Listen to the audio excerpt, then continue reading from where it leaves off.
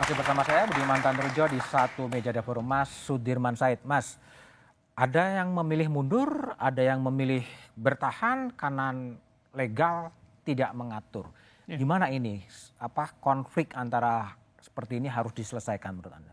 Ya, saya pernah berhitung kira-kira ada 24 menteri yang akan terganggu pekerjaannya karena apakah dia jadi capres, apakah dia cawapres, apakah jadi curkam. Atau menjadi kampanye untuk diri sendiri karena mereka DPR. Jadi memang bisa dibayangkan dalam tahun ini menuju ke Oktober 2024 pasti tidak efektif dan itu sebenarnya terjadi pada 5 tahunan. Cuman sekarang ini paling masif ya. Kemudian yang kedua juga sebenarnya yang saya cemas adalah keteladanan. Karena di antara tugas pemimpin itu bukan hanya mendeliver pekerjaan, tapi juga menjadi teladan bagi seluruh bangsa gitu. Nah kalau para top leader itu terus-menerus menunjukkan nerabas kepatutan, itu menurut saya kita bisa tadi saya kira Prof. Lukman kehilangan. Nah saya mau menjawab apakah itu utopis? Tidak. Saya ini Sekjen PMI. Tidak ada kewajiban mundur sampai saya resmi ditetapkan sebagai tim kampanye. Dan saya juga komut dari Transjakarta. Saya mundur dua-duanya jauh hari. Mundur dua-duanya? Dan baik-baik saja. Okay. Jadi sebetulnya kalau mau dilakukan banyak cara dan itu akan menjadi satu sekarang lega mau lebih enak ya menyimpan usia merdeka. Bung Habib, jadi gimana komitmen dari Pak Prabowo Gibran untuk betul-betul netral dan tidak menggunakan posisinya? Ya kalau netral tentu ya tidak menggunakan posisinya. Pak Prabowo itu nggak ada sejarah kecurangan. Mulai 2009, 2012 ketika mencalonkan Pak Jokowi, 2014, 2019 yang ada disebut orang dicurangi. Ya, itu satu komitmen moral. Tapi kalau soal kepantasan itu kan akan menjadi sangat subjektif. Mohon maaf, Mbak Ida Fauziah menteri bukan Pak ya? Menteri. Ida Fauziah, sorry ya, menteri. Ya kan dari PKB yang mendukung Amin. Standar etika, standar kepantasan Mbak Ida Fauziah dengan yang dipegang oleh senior saya Pak Sudirman Said, apakah sama gitu kan? Belum tentu. Saya di sini juga ingin bisa memahami mungkin yang dipahami oleh Mbak Ida Fauziah bahwa memang dia diberikan amanah ya, kepercayaan dia harus menjalankan tugasnya. Tetapi kan yang paling menggelitik pertanyaan saya, konstitusi kita kan kembali lagi mengatur presiden boleh maju kok. Orang yang paling powerful, paling pegang kekuasaan, ya boleh maju kembali sebagai presiden incumbent kok, gitu loh. Nah inilah salah satu yang menjadi pertimbangan kalau saya sempat baca, ya putusan Mahkamah Konstitusi yang membolehkan menteri maju banyak. Jadi putusan itu jangan dianggap sebagai sesuatu yang hasil secara pragmatis. Baik.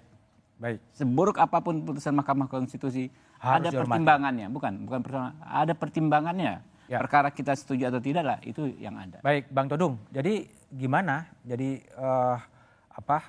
posisi seperti sekarang agar Pak Mahfud sebagai Menko Polhukam, sebagai Ketua Umum Kompolnas gitu, dalam posisi seperti sekarang gimana? Yang pasti kan sebagai Menko Polhukam dia sudah mengajukan permohonan cuti. Iya, cukup cuti menurut Anda? Ya tentu tidak cukup. Kalau saya pribadi ya, saya ingin melihat ya apa yang dilakukan oleh Bung Sudirman Said itu sebagai satu teladan. Tapi kan rule-nya masih memungkinkan itu. Nah, karena aturannya masih memungkinkan itu, dia masih bisa melakukan ya menjadi cawapres dan melakukan kampanye ya untuk kepentingan dia dan kepentingan partainya, untuk kepentingan rakyat Indonesia. Nah, persoalannya adalah pengawasan. Pengawasan ini kata kunci gitu. Bawaslu ya, KPU dan semua lembaga-lembaga penyelenggara pemilu itu betul-betul mesti efektif. Nah, kita tidak punya pemantau yang sangat masif seperti tahun 1999 ketika kita punya Anvel. Waktu saya memimpin Anvel dulu kita punya 100.000 lebih pemantau. Nah, kita juga tidak bisa mengharapkan pemantau dari luar negeri untuk datang sekarang ini. Itu agak sulit mendapatkan itu. Jadi ini kata kuncinya dan menurut saya ya pengawasan ini kalau tidak efektif akan banyak kecurangan. Baik. Mbak Titi, ini nasib rakyat gimana? Kalau tadi Mas Dirman mengatakan bahwa 24 menteri akan terpecah konsentrasinya, mikir kampanye presiden, mikir dirinya sendiri, terus kita harus ngapain ya? Iya, bedanya di antara 3 pasangan calon ini walaupun mereka mengawal dan ingin memastikan tidak ada kecurangan, tapi kan tetap saja ada kepentingan elektoral di situ. Nah, oleh karena itu harus ada pihak yang di tengah. Makanya saya selalu bilang dan kami mengkonsolidasi diri di antara masyarakat sipil, kita pun harus melakukan aktivisme yang sama. Jadi aktivisme hukum untuk mengawal proses, membangun sel-sel untuk saling memproteksi, untuk berani juga ikut melaporkan. Dan yang kedua adalah membangun gerakan sosial tadi. Bagaimana untuk terus bersuara di tengah misalnya kemampuan teknologi, media sosial dan lain sebagainya. Dan yang terpenting Mas Budiman adalah media. Media harus jadi bagian dari gerakan rakyat ini.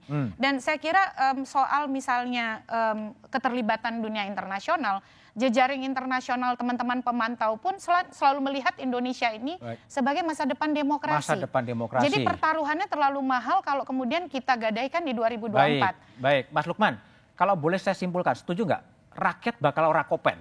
Karena semua menterinya sibuk kampanye pilpres dan orakopen itu maksudnya nggak terurus. Nggak terurus. Iya. Gimana? Iya bisa jadi dan itu yang menakutkan kita semua. Oleh karenanya 2 menurut saya yang bisa dilakukan. Para penyelenggara negara itu sendiri, mereka-mereka yang mendapatkan mandat amanah untuk menyelenggarakan negara ini dengan baik, itu yang terlebih dahulu harus memulai dari diri sendiri. Tadi ini kan pemilu bersih itu ya. Tadi sebenarnya bisa ada orang-orang seperti Pak Sudirman Said, ada banyak yang bisa memberikan teladan gitu. Nah, itu yang harus ditularkan, jadi mereka harus memulai dari diri mereka sendiri. Yang kedua ya masyarakat ya harus dibangunkan untuk selalu memantau proses pemilu ini betul-betul bersih gitu. Karena yang akan mendapatkan getah nasib buruk dari semua silang sengkarut pemilu kita ini ya rakyat itu sendiri. Maka kita punya tanggung jawab bersama untuk memantau ini dengan semaksimal mungkin dengan bantuan media. Oke, baik.